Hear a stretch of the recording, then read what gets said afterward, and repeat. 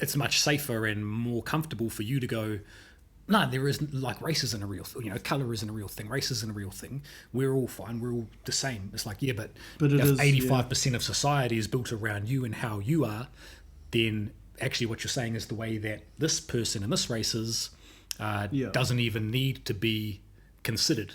Kia ora koutou, no mai haere mai ki te Paperback Guerrillas podcast, where we break down the kaupapa of books we've read. Sorry.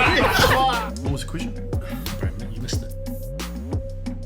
The book by Dr. Maura Cullen, 35 Dumb Things Well-Intended People Say, one that I didn't think people actually did in real life. I'm not racist, I've got my neighbour's black. Oh, right. I'm not Those racist, ones, my sister's boyfriend is black. I was like, I didn't realise people actually said that in real life. I thought that was just a funny joke people made about racists. She gives this metaphor of, you know, you brush somebody's toe by mistake with your foot and they go bananas at you and they scream like, man, get off my foot, rah, rah. And you think, geez, that person's overreacting, they're a bit crazy, they're a radical or whatever.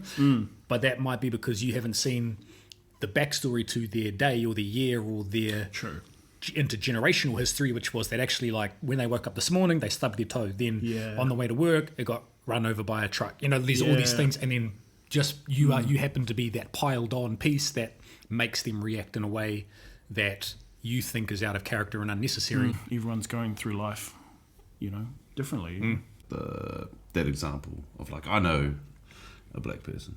Or the There's I just about say you have 20. such a deep voice. Is this guy like Marvin Gaye on here?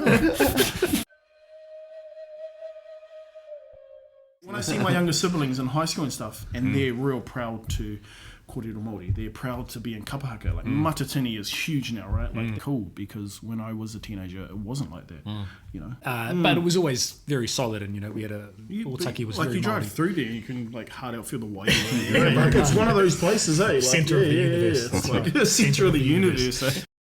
The language is an expression of the way you look at the world. What was the question? Knowing that you're Māori, but that you can't speak, or for me, knowing that I can't speak Māori, and, you know, I'm very, very much a beginner learner, has always been massively embarrassing.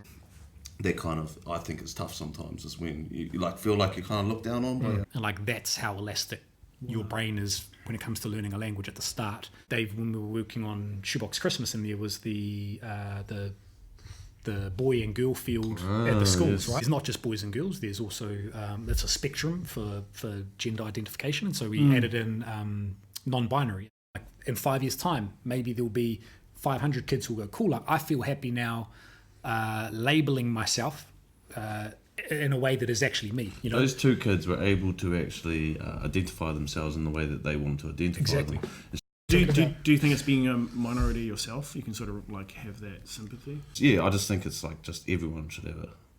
Everyone should Should, like, that's inclusive design, that's inclusion thing. Realised that being Māori and being a rapper, which were two things that I wanted to be, weren't at odds with the rest of the world. You know, like I had thought they were up until that point, until Damn Native kind of changed the construct.